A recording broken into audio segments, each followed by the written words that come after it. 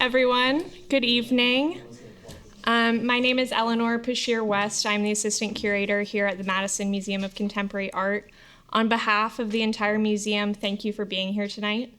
We are very excited to be hosting Crossroads, a convening of queer Midwest curators facilitated by Kyle Herrington. Kyle is a curator, writer, and arts administrator who has been practicing professionally for almost 20 years, focusing primarily on projects that center the work of emerging and early career artists operating within queer, marginalized, or underrepresented practices and contexts. Kyle holds significant experience serving the stakeholders and audiences of community-facing arts organizations in the Midwest, most notably during his 11 years at the Indianapolis Arts Center, where he served as the director of exhibitions and events from 2014 to 2020. In 2023, he was the curator in residence at the Fire Island Artist Residency, where he now serves on the board of directors. Kyle currently works as an independent curator and consultant based between Philadelphia and the Midwest. Kyle holds a BFA in Fine Arts from Ball State University and an MA in Curatorial Studies from the Center for Curatorial Studies at Bard College. Please join me in welcoming Kyle. Thank you so much, Eleanor, and thank you to Amoka so much for hosting us. I'm really excited about this. Thank you to Paul and Amy and Elise and Eleanor for all of your work on this project. I also want to thank the University of Wisconsin-Madison English Department and the Madison LGBTQ plus archives who have generously co-sponsored the event for us here. And this event was made possible in part by a curatorial advancement grant that I received from the Emily Hall Tremaine Foundation. And I'm fiscally sponsored by the New York Foundation for the Arts for this project.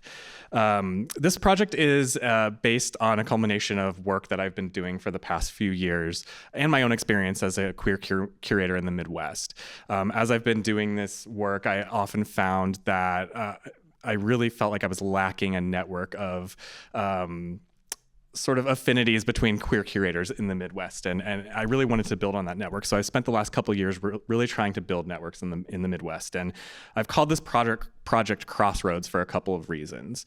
One, geographically, often we call the Midwest the Crossroads of America. Several cities, hold dear to that moniker.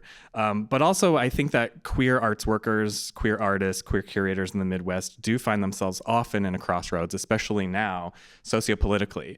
Do I stay or do I move to a coastal city that has more opportunity, where I feel safer? How do I stay in a place that I love, that I've lived my entire life, and fight to advocate for queer artists and queer events? So I think a lot of us are at that crossroads right now, currently, under what's happening politically in this country. But I think that is not a new conversation.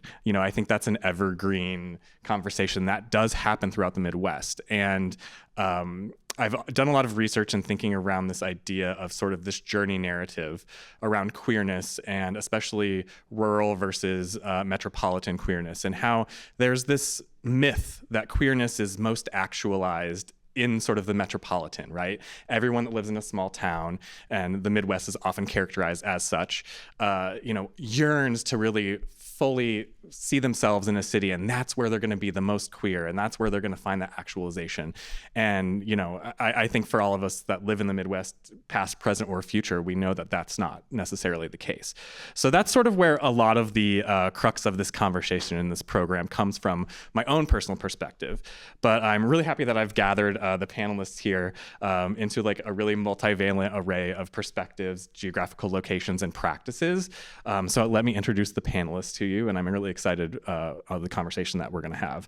It's going to be about 40 minutes of talking, and then about 20 minutes for questions from the audience. So sit on those questions and get some really good ones ready for us. But first, I want to introduce Juleana Enright from Minneapolis, Minnesota.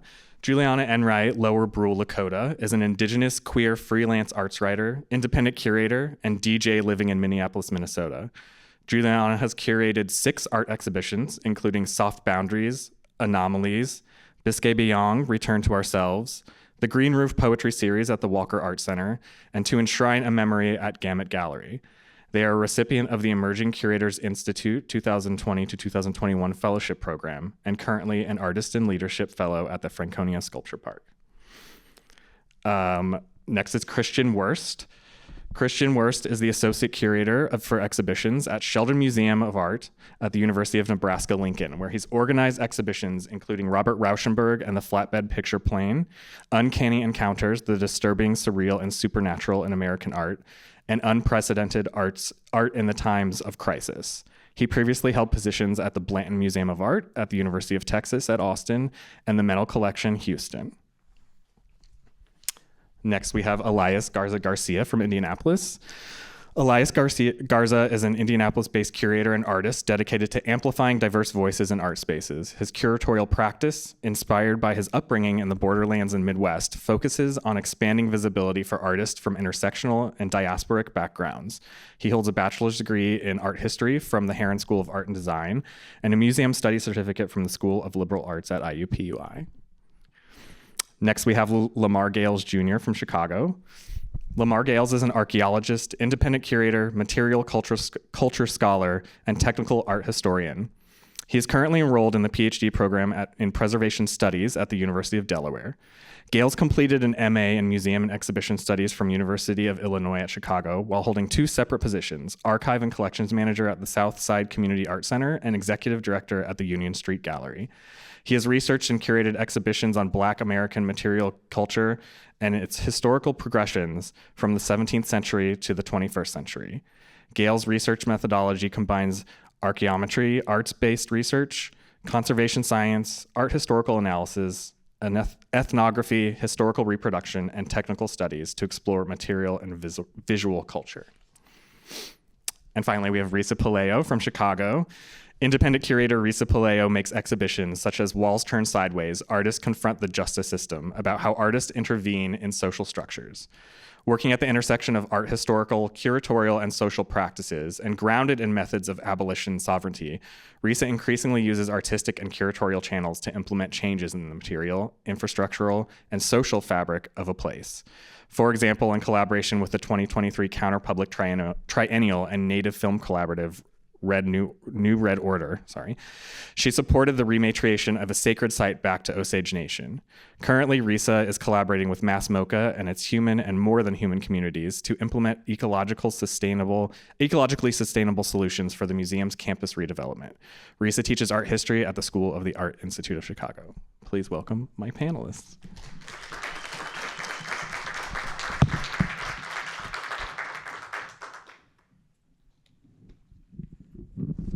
So I want to start out this conversation and frame this conversation around queer curating and what does that mean, right? I think there's an instinct that queer curating means the curators are queer or you're working with queer artists, and that's sort of the impetus of what queer curating is. But I'm really interested more in a very expansive notion of queer curating and how can we unpack and unfurl the strategies of queer curating and what does that mean. When I think of queer curating, I read a really great essay a few years ago in the On Curating Journal. In 2017, they did an issue that was all about queer curating. And Jonathan Katz and Ann Soul wrote, "Queer curating interrogates the passive position of the viewer and demands active engagement, honest investment, and frank questioning, while also leaving room for unanswered questions, gaps, and fissures."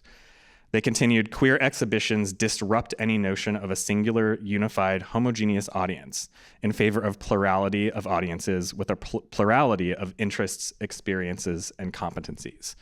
So I think we can implement queer curatorial strategies in a variety of ways.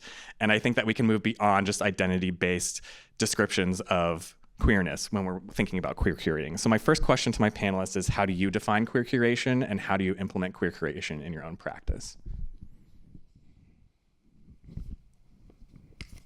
I'll go first. This was a very interesting question for me to think about when Kyle sent us an email with sort of a list of things we might discuss. And for me, what was great about the quote you just said from Jonathan Katz was this idea of plurality. Because for me, queer curation, I think that accessibility in itself is inherently queer because it doesn't assume an audience that has the same knowledge and abilities.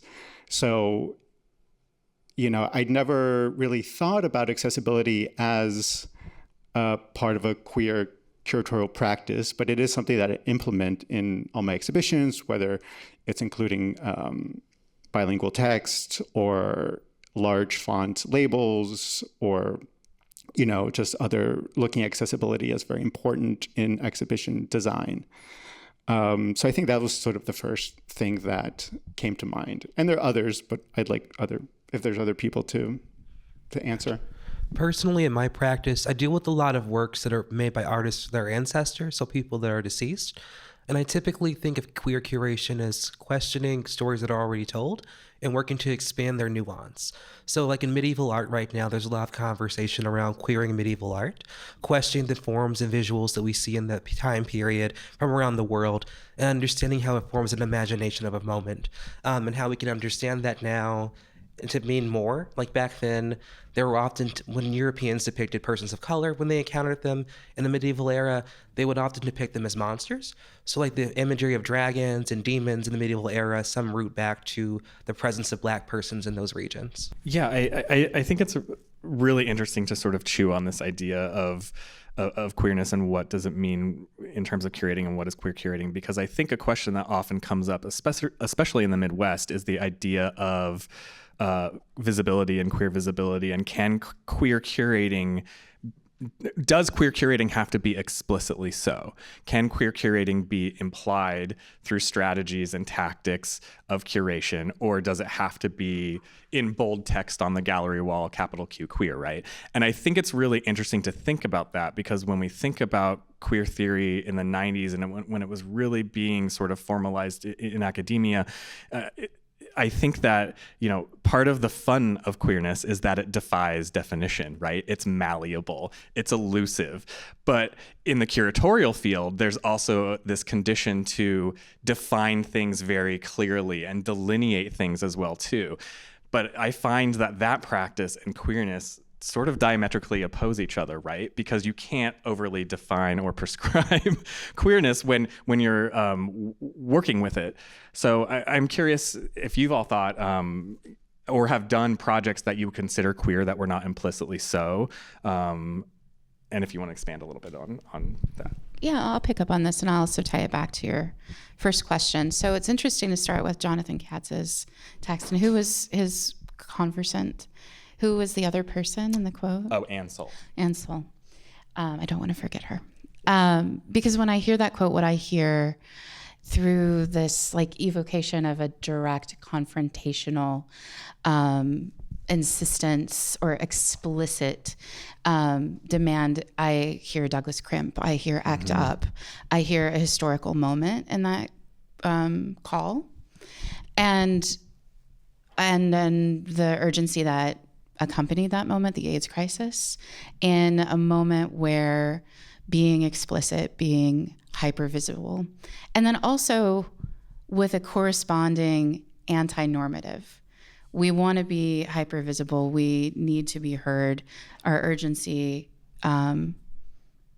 is warranted, but then with still a staking out of a place that is non-normative. We deserve respect for our lives, our practices, our love,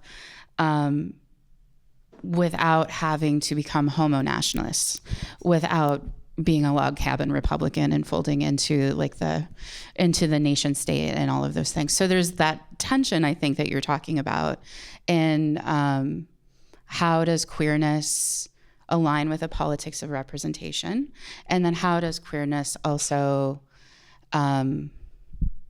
work against pinning down representation into a fixed form that then becomes a consumable, as we've seen in recent years about how like queerness gets commodified or turned into a tag in certain ways. And at least for the work I do, especially with either disabled artists or incarcerated or justice impact artists, I feel like queerness is much more of a method for working towards making spaces that include non-normative positions and like expanding the space in the world rather than representing an identity in a place. Because I think that I'm also like Jonathan Katz and Ann Soul, also coming from a different, perhaps generation, but also methodology that's emphasizing, instead of a politics of representation, a politics of refusal, like bringing forth ACT UP in a different way through a no. That includes how the politics of representation might also fold into the politics of surveillance, and making ourselves like super visible is also a way to make ourselves super capturable. So how do we also make anti-normativity align instead with the right to opacity, or to not have to identify as any like sort of one thing. So I think for me, these two questions kind of fold into each other nicely through this historical link. I'll also say this and then I'll shut up. But I think there was a moment in time where, yes, I was curating all queer artists under shows that were labeled queer. And then I also felt like I was only expressing or moving through like one aspect of myself. And then the ways in which we're asked to, and the sort of like the adjectives or the descriptors of myself started like kind of multiplying. I work with like XYZ parts of myself reflected in the world, and like kind of sublimating that into a mode of working rather than who or what I'm working on. Yeah, I really resonate with that as well. I feel like in my work, there's a lot of inherency, visibility, representation. And I think there's, highlighting different aspects of lived experience.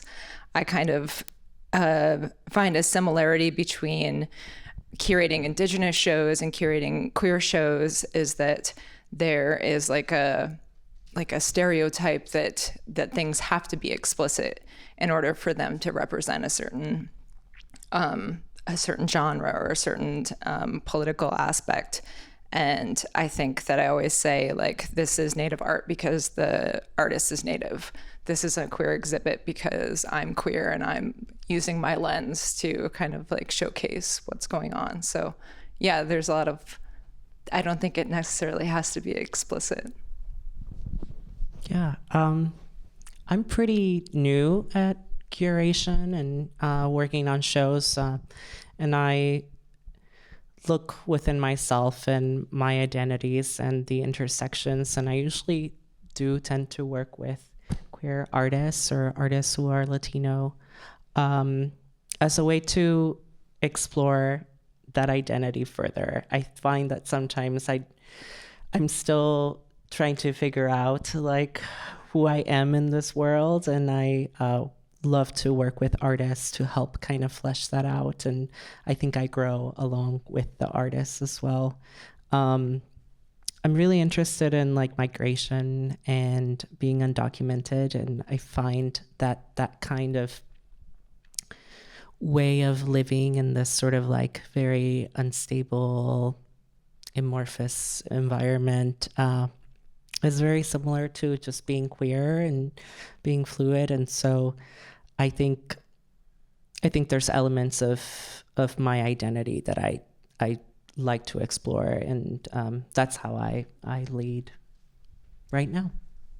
Yeah, I mean, I think these are all really compelling things to think about. And what you were talking about also, this idea of queer visibility also leading to queer, exposure and danger, and the right to opacity. I think that's a really good stepping stone into this idea of being queer in the Midwest and queer curating in the Midwest, because certainly the Midwest, with visibility comes a lot of danger and exposure for queer populations. And I think that that's something that is tenuous for us to navigate through as queer arts workers, whether it's independently through an institution. I think there are a lot of things that come along with identifying as a queer curator, and you're sort of faced with a choice. Am I explicit about this? Am I more sort of coded about this? And for me personally, I often feel a struggle within me of, I want to be loud and out and proud and advocating, but are there times when it is a necessity to be a little bit more nuanced and strategic with what you're doing. And I think, especially politically now in the Midwest, we're seeing a lot of things being escalated that are surrounding queerness and all of the other things, race, gender, that are buttressing those conversations as well too. So I want to start this sort of section talking specifically about the Midwest, of how has specifically living in the Midwest influenced your own queer practice, and what do you see as barriers or frustrations from operating in the Midwest as a queer curator or working with queer projects?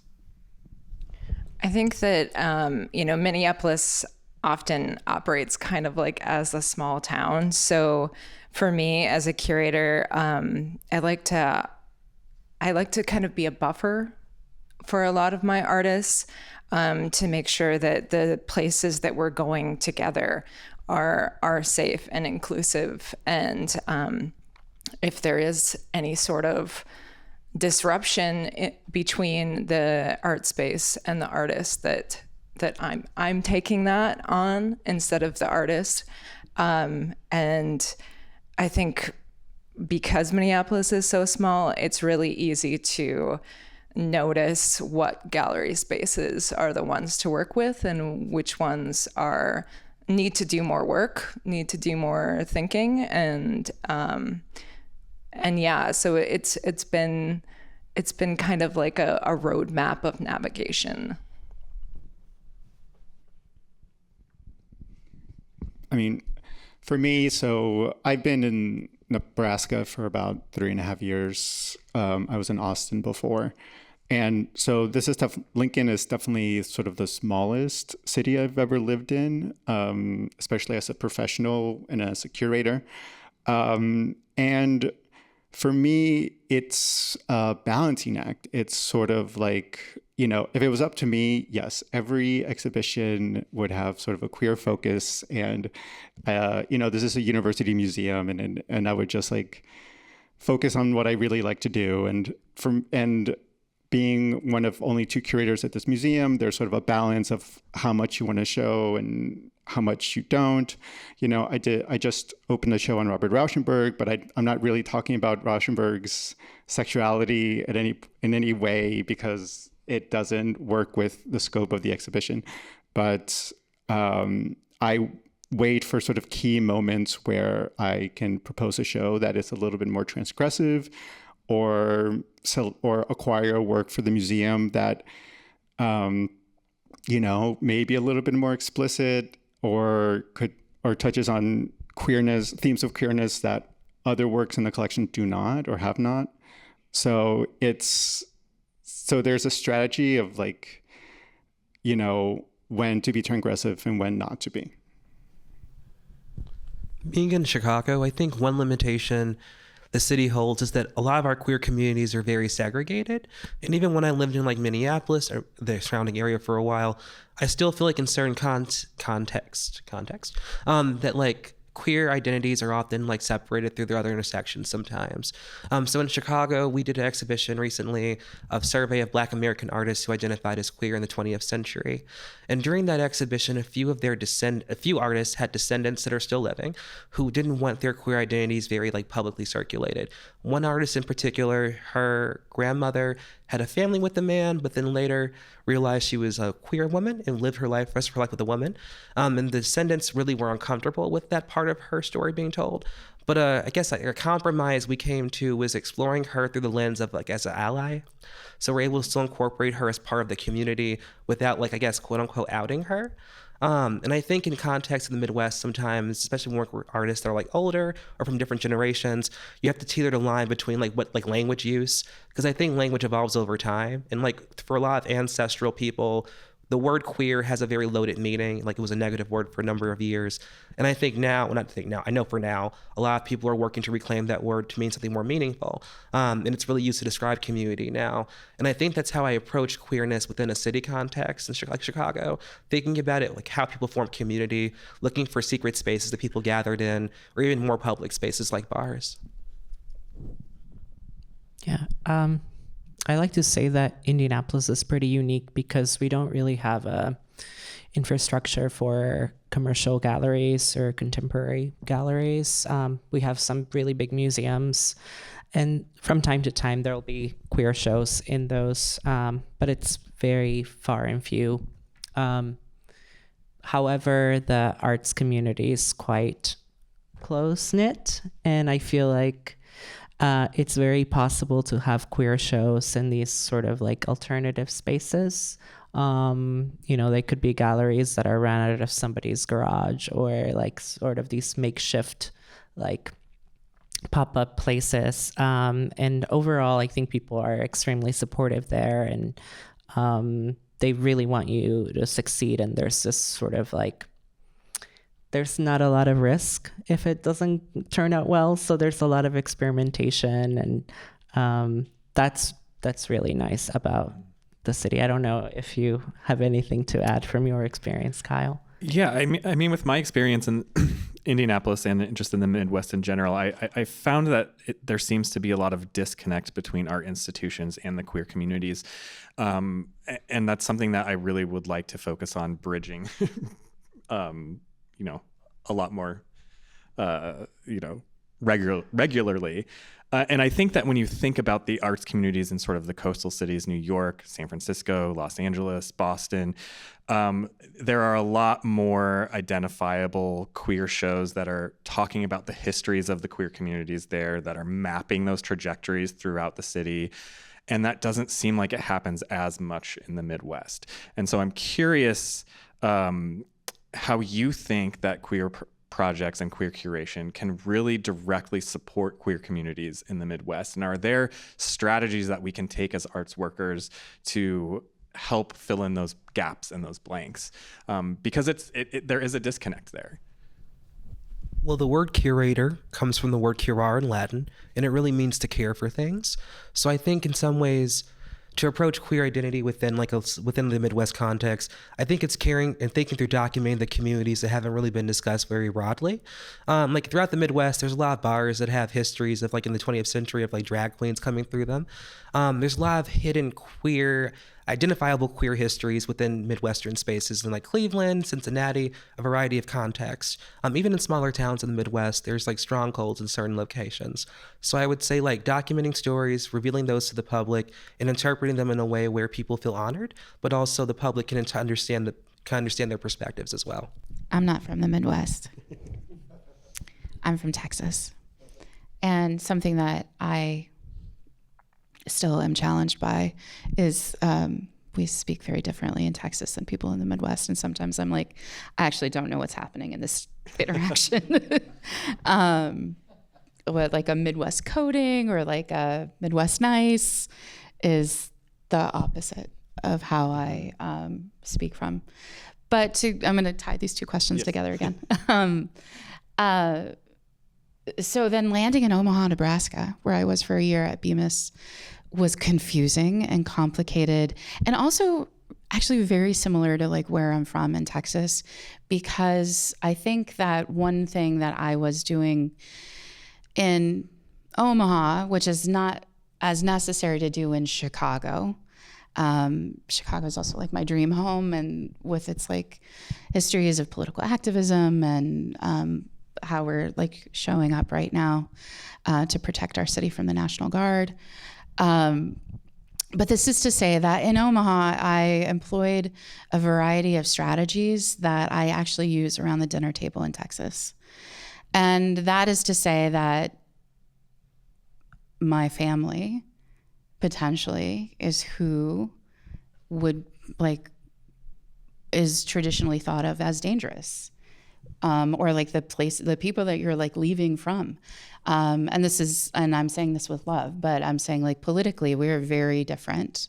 And I have to remember that when I'm on the phone and we're talking about Greg Abbott, because I've also learned that I can show up and fight and like state my opinions really loudly, and that I will be outnumbered. And that if I somehow and this has become a curatorial strategy, like if I somehow can seduce you into a conversation sideways, where I'm showing you like how beautiful a border-free world could be. And some of like the greatest compliments that I've gotten after my exhibitions, whether in Omaha or Texas, have been from conservative people who have like left a show being like, well, we really have to do something about like that prison problem. So this is also a way that like as a Texan, I've learned to talk. I don't know if I've learned to talk like a Midwesterner, but I've learned to talk in a way that other people can feel heard and also makes them more open to listening. That can also like reduce the space in between real or perceived danger and build communities of support. I'm hoping in different ways by stepping out of the sort of us, them, rural city, we have to like sort of get away, because at the end of the day, I have to go home to a place that's also like the 10th largest city in the country, but very rural adjacent. Mm-hmm. And by that, I mean, I have to say, what kind of animal is this meat? Yeah. I mean, I think that's a really interesting thing to think about too, because I think a lot about the idea of coalition building, especially in the Midwest. And I feel like if we think about moments throughout history when there has been big wins for the queer community, it has been through efforts of coalition building, right? I think about Harvey Milk working with the Teamsters and you know, that lending to so much of his success. And I think that there are adjacent communities and also communities that intersect with the queer communities, the working class communities, certainly. I think, you know, issues of class are certainly queer issues, right? And I think that coalescing these different, seemingly disparate communities together is really, really important, especially in places like the Midwest. And I think that's where, providing entry points that maybe aren't as overtly capital Q queer can be of service in the long run, but it's also a complex and really dynamic thing to navigate. Well, I also think that we need to, I think in queer communities, we use the word communities very broadly and sometimes very specifically, and that doesn't necessarily always align with a museum or an art institution's audience. And those two, community, queer or not, and audience, are often also very different from the public.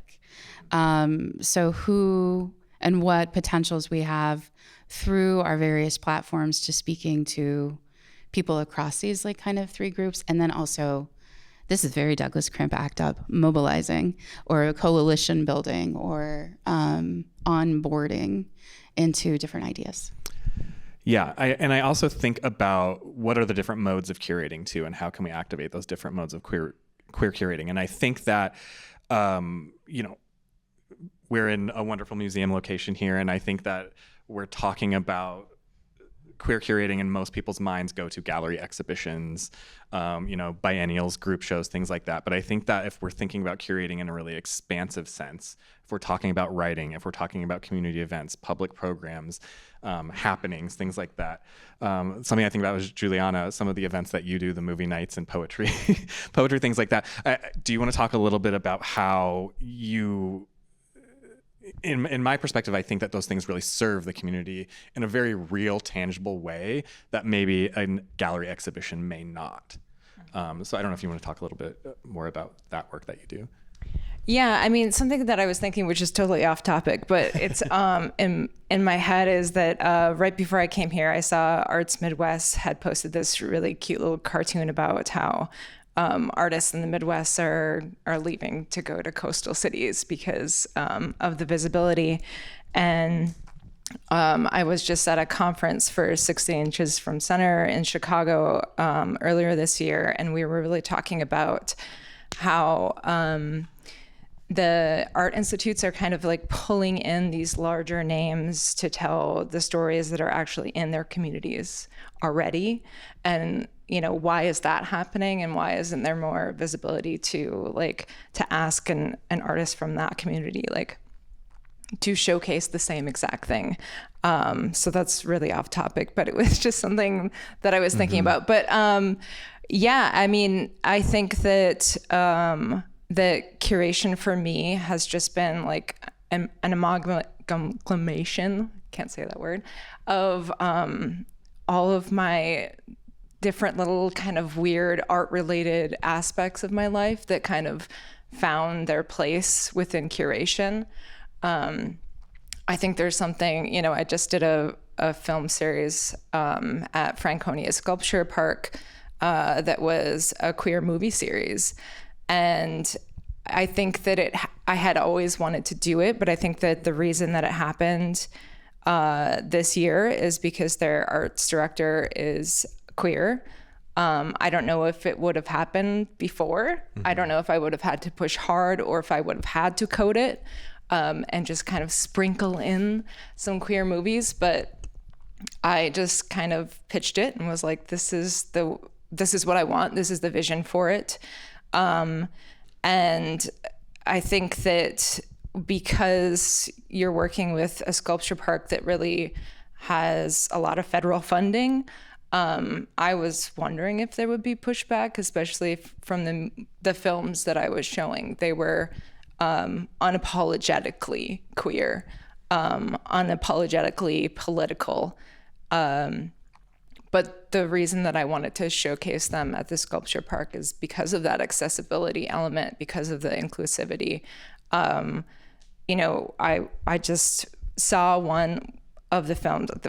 I was able to go to one film of my own series, but I could tell that there was a queer audience, but I could also tell that there are a lot of rural people from Minnesota that came there because it's close to their city in Schaefer, Minnesota, and in Wisconsin. And there was this, I think, I felt very protective of my films, like waiting for someone to say something or to have a reaction. But instead, I think that it was exactly the kind of thing that the world needs right now, is just like a representation that is so in your face that it makes you think twice about what you're putting out into the world. Yeah, I mean, I think that's something that I think about often, right? What are the different entry points that we can have?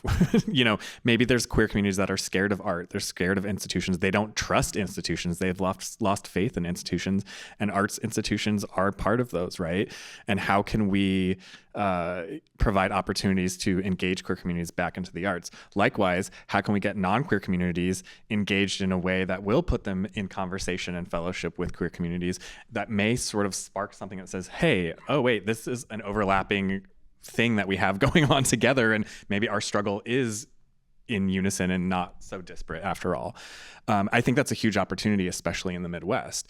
And so as we kind of like close out our time for the discussion here, I really want to talk about what you all see as opportunities for queer curating in the Midwest. For me, as somebody that was operating in Indiana for 15 years, then went to grad school and was, working with the Fire Island Artist Residency in New York, went to grad school in upstate New York, was in the city all the time. I got to see sort of like, I don't want to say polar opposites of those worlds, but I got to see how those worlds in it existed and envision a way where they could coalesce together. And I certainly identified ways that the Midwest has opportunities that I don't believe bigger cities do have. So I'm really curious to hear what your all's take on the opportunities or things that you like about the Midwest and what you can do in the field of queer curation.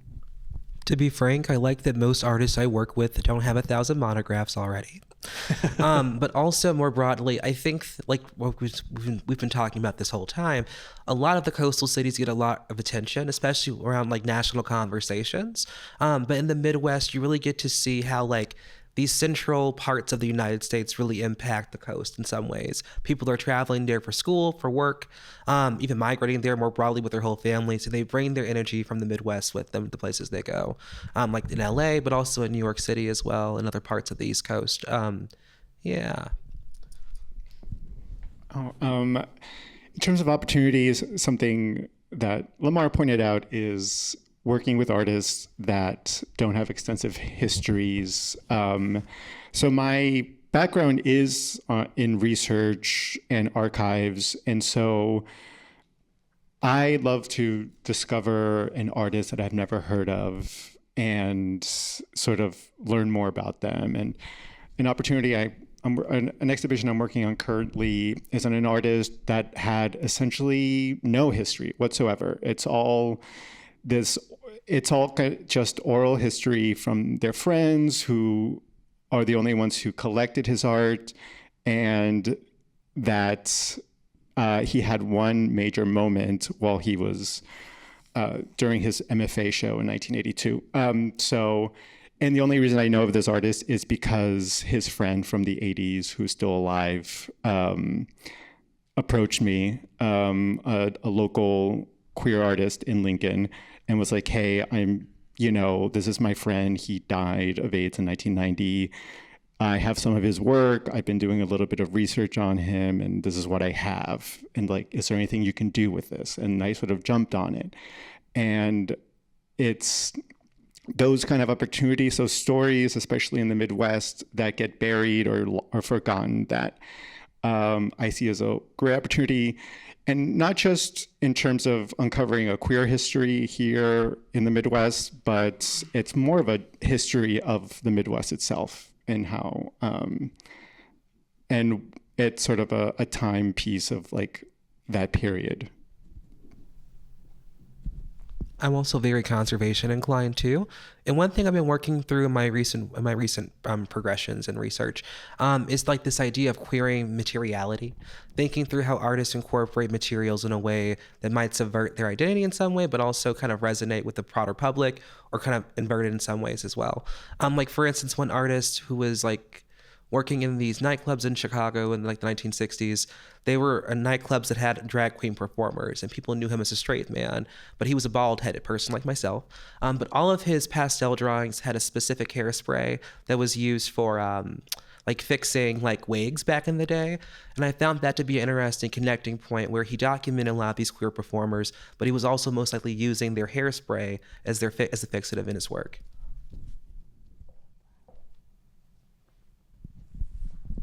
I think there's a lot of opportunities, and I second everything everybody has said. I think opportunities like this are really wonderful to try to build networks and build connections between all of these cities and states.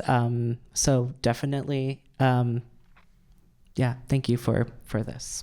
Yeah, and I was just I liked what you said earlier about this like low risk experimentation. I feel like that's something that I often think about in Minneapolis when I'm presenting to students or people who might be budding emerging curators, is that the realms don't have to exist in this white cube space. That what I did before I was in galleries was I curated queer dance and performance nights. And that to me is curation. There's a lot of ways that you can expand the concept of curation. We're curating things every day. And so just taking kind of the academicness outside of it, I think in and itself opens up opportunities. Yeah, sorry, go ahead. I was just going to say outside of out of necessity, I think a lot of people in the queer communities in the Midwest have built and made their own things sort of out of nothing, right? And I think that they can't rely on institutions or governments or anything like that. And I think that's the beauty in the Midwest, is we can build our own things from the ground up. And I think that really is legible to anyone that's spent any time in the Midwest. And whether you stay here or take it outside of the Midwest, I think that's something that's a really great part of what we all experience. I was just a part of a curatorial convening at Acre, which is in Steuben, Wisconsin, about an hour and 15 west of here. And Acre also has a physical structure and presence and program in the Pilsen neighborhood of Chicago. But during the summers, they go to Steuben, Wisconsin, and have a residency for artists, writers, curators. And we had a lot of conversations about the rural, what it means to have Acre out there as a presence. And it was really interesting to hear, very similarly how I was just talking about, their presence there has certainly caused disruptions. Karaoke nights, going to the bar, getting too drunk, like that kind of thing. But with new leadership, they have also been able to forge like deeper connections with local people, where the director, for instance, would advocate for a trans artist. and making sure that the local community who has been resistant, or at least some have like vocalized dissent, there's somebody to stand up for that person. So I'm also thinking of like the importance of anchors in rural places, and a sense of like normalizing queerness in the rural. So this is a very long-term kind of project, but like an idea that like maybe one day we in Chicago at least won't feel like we need to go to New York or LA. And maybe similarly, like maybe one day in the rural, you might not need to feel like you can go to Chicago.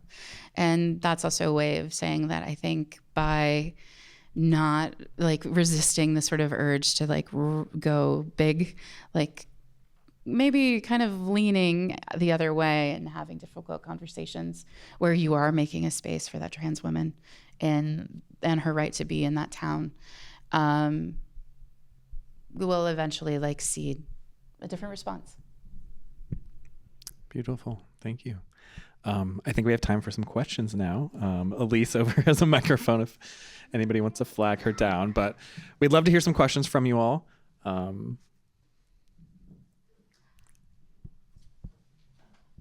Hi, everyone. Thanks so much for this conversation. I'm interested in returning to this conversation about queer curation and institutions and the relationship between them. And noting that four of the six of y'all have sort of identified as independent curators, right? So like not working within one institution. And we've also talked about the importance of like DIY and community run spaces. My question is like, does having that sort of insider-outsider position as an independent curator like allow you to curate more queerly? And the second part of that question is like, is it possible to curate queerly within institutions like galleries and museums and universities, specifically in the Midwest? I think it can look different between institutions and independent spaces and independent work. But I think, like, for instance, like when I've worked with spaces outside of my own, I feel like I have more flexibility in some regards to really shake things up. And I find, because I'm not like their resident curator, I can do things differently than they're used to. So they tend to be more like open. Even like in like a very rural part of like Michigan, they were very much more open in some parts. I think when institutions, you sometimes have accountability to specific stakeholders. Like a lot of the stakeholders with the institution I'm mainly with are very like much like older Black elitist type individuals who have a specific Christian mentality. So sometimes finding ways to bring queer identities into the gallery might be focused on certain media, like using textiles, and making sure that people have like, we have a strong grasp or breadth of who's included, but also referencing all aspects of who they are to make sure that we're not overlooking a specific part of their identity. But I also think in some institutions like that are, if you're a guest curator, I think sometimes it might have pushback for you as well. So it depends on the space, and I think what you're trying to do there and what their individual mission might be too. And yours. I also think that when you encounter that pushback, you have more agency to say, this is what it is. And so I'm saying that as an independent curator who works with lots of different scales of institutions, communities, not institutions, but big museums, small art spaces, et cetera. And I think that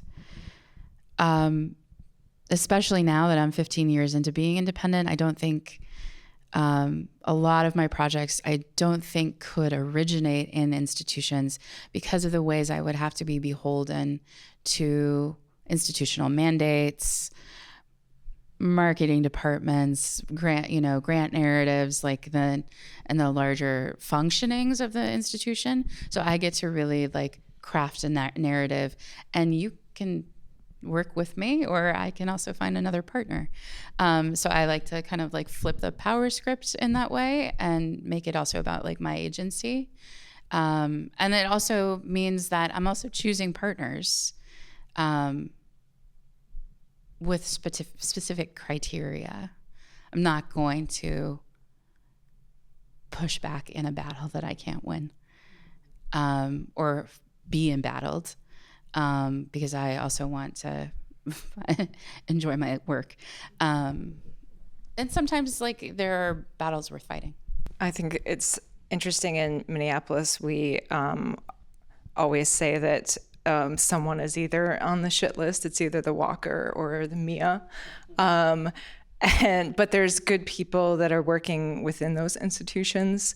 And so for me, it's developing those relationships with the people who are carrying a lot of the emotional labor that they shouldn't be carrying in those institutions, and having this kind of reciprocity between us and this trust between us that they know that if they're going to have me as an independent curator for one of their events, they kind of know what they're getting. And if they don't, well, then they're not going to work with me again. So just kind of like being able to take risks, but again, not necessarily putting yourself in a battle that you're not going to win.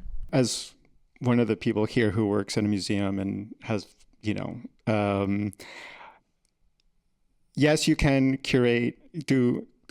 you can have queer curation in these institutions. I think what I can do in my position is to bring in collaborators like independent curators or co-curators or people who, using our space for public programming, and then, and sort of building a team and being an advocate for them. And then also, it also allows me as a curator in front of my leadership, sort of like, this is why it's important. These are the people.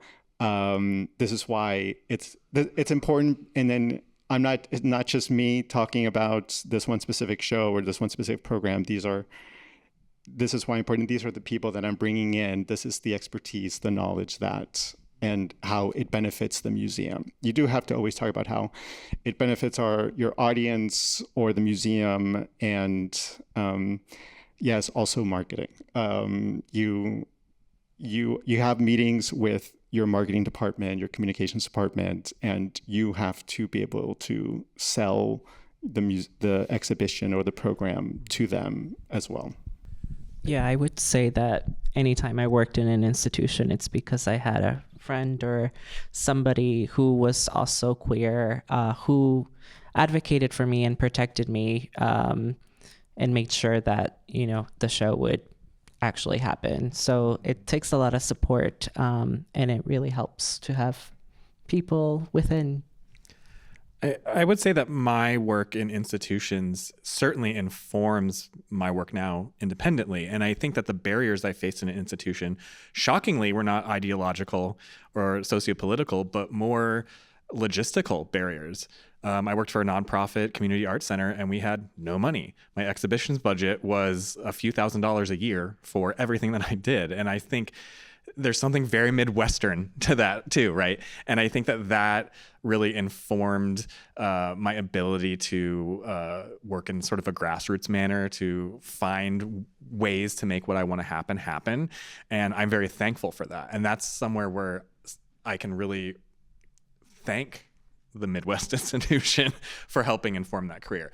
There also are other roadblocks as well, but I think that the financial state of the Midwest is something that really it forms what queer curation looks like. And I think that that's why there's such great, groundbreaking, bold, independent projects out there, because we're forced to do so, right?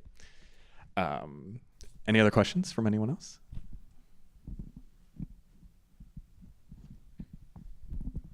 Hello, thank you. I'm from a farm in Iowa, so I appreciate that we're having this here. And I'm curious, when I talk to people I live in Chicago, and when I'm interacting with people, my friends in Chicago, and I tell them that I'm from a farm in Iowa, there's this kind of oh, that's so cute. And it's patronizing and hurtful and diminishing and gaslighting and et cetera, et cetera. And I'm curious, people based here, in the heartland, there is a difference between the heartland and the Midwest. And I was hoping we would get to that, but that's another discussion. But when you're interacting with your colleagues at an event, maybe in New York or in Chicago or somewhere else, how are you being truthful about what it's like to live here? Maybe Christian, I'm talking specifically to you. how are you truthful and honest? There is a difficulty of being queer here, but there's also, as we've talked about, like the flourishing communities, but there's also that patronizing tone of like, oh, that's cute, the Sheldon, and your colleagues are at like MoMA or something. Like, how do you deal with that dissonance, or like, how do you deal with people's tone when you're living here? Like, these are your friends, you're like going out to eat with them, you're going to the bars with them, it's like you're working with the artists based in these places, and they're real and honest and truthful, but the tone. Yeah, I was actually at a Curators conference in New York a few months ago, and so you're meeting curators from all over, but yes, when I say Nebraska, it's sort of, it's almost, before you get to them, before you allow them to even think about that, you talk about how great it is. I'm a great advocate because I love what I do, and I do really enjoy living in Lincoln. And so I'm really quick with the facts of like, this is why I like living here. This is why my institution is so great. Funny enough, like, people outside of Nebraska know Sheldon very well because of its collection.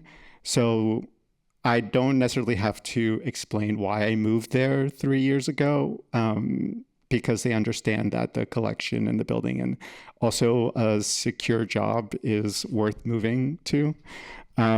So yeah, you become more of a cheerleader to where you live and where you work, more so than all my colleagues in New York or LA, because for them, it's actually the opposite. They actually hate their institutions a lot of the time because either they're toxic or they live in New York and it's expensive and stressful. And so it's a very interesting interaction where they're complaining and I'm like, yeah, I love it here. Yeah, I think it's interesting because I work at a Native-run gallery in Minneapolis called All My Relations Arts, and even though we're a nationally recognized gallery, we're very small. There's 2 of us on staff, and we've been to a lot of conferences throughout the U.S. about institutions trying to indigenize their practice, trying to indigenize their institutions. And we often feel like we should be leading it because we're so small, because we're completely indigenous, we don't have the bureaucracy that other institutions do, where it has to go through this person and then this person and then this person, and then maybe you'll see a change like 5 years, 10 years down the line. So I think there's like a really special quality to being able to like be part of a smaller nonprofit or a smaller institution or art space or experimental space that doesn't have that huge connotation of recognition and has to jump through a million hoops in order to do systemic change. Go ahead.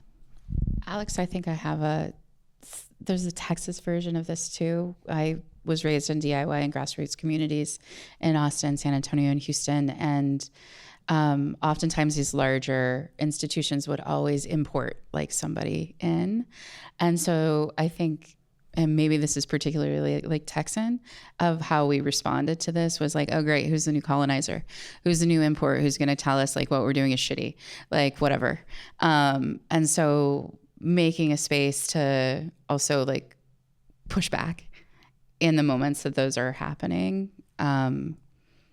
confidently validating your own self and the Iowa Farm, the Omaha residency / gallery, as being valid and necessary and part of a larger ecosystem, and that it's not actually about the coast. I like live in Chicago, and I'm from there, from the South Side. But the area I'm from is like considered where most of the negative aspects of Chicago reside. And the institution that I work in is not like the Art Institute of Chicago or the MCA Chicago. So we're often compared to like, well, you're older than them, so why aren't you at the same level? And it's like, well, we're a Black and brown focused institution, so a lot of artists don't want to work. It's a whole thing. But I also think part of what I've realized through working in my space is owning it.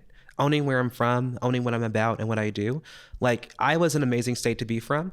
MFAs originated from Iowa. There was no other school outside of Iowa offering MFA before University of Iowa. Iowa State College was one of the first schools to offer installation art as a major back in the 70s or 60s. There's a lot of great things happening, even if they're larger parts of Iowa, even in rural parts of Iowa, that's who was going to those universities to receive those degrees and training. So I would say, a strong art historical, especially modern contemporary things happening within or coming out of Iowa. But I also think broader to your question, when we go to spaces like the coastal cities or larger institutions, I think people might like respond negatively. But like Christian was saying earlier, all my peers in New York who work in museums hate their job to some degree. Like whether it be like the Mad Museum, the Whitney, they all hate their jobs. Like I have one friend who likes it, but they're from there, so they weren't going to leave there anyways. So I think like, again, that is something where like you have to own what you do and remember people's like projection of their energy might not be how they really feel. They might low-key be jelly. Yeah. We're about out of time, but I just want to say one anecdote that, and maybe this is naive of me, but I do think those attitudes are changing. And I heard a conversation or was part of a conversation with some colleagues that just left me like pretty agog because it was like, you got to get in the chief curator pipeline. And they were talking about a career and how to become a chief curator somewhere. And they said, what you got to do is you got to go somewhere in middle America for about 10 years, go to an institution in middle America in the Midwest, have a curatorial role there, and then that's when you pop back into the Whitney or pop into that. So I think that there is a respect for the Midwest, and people are recognizing that these institutions are valid, not only valid, but really exciting and great and wonderful institutions. And I think that we're seeing a lot of that lately. And my hope is that with conversations like this and conversations hopefully that we'll have after this, that dialogue only keeps going. But thank you so much to my panelists here. Thank you so much for your questions. I hope we can continue these conversations up on the third floor lounge for the next hour with some bites and some cocktails. And part of this whole project is also networking. So please, let's have conversations and share in fellowship. And thank you so much for coming.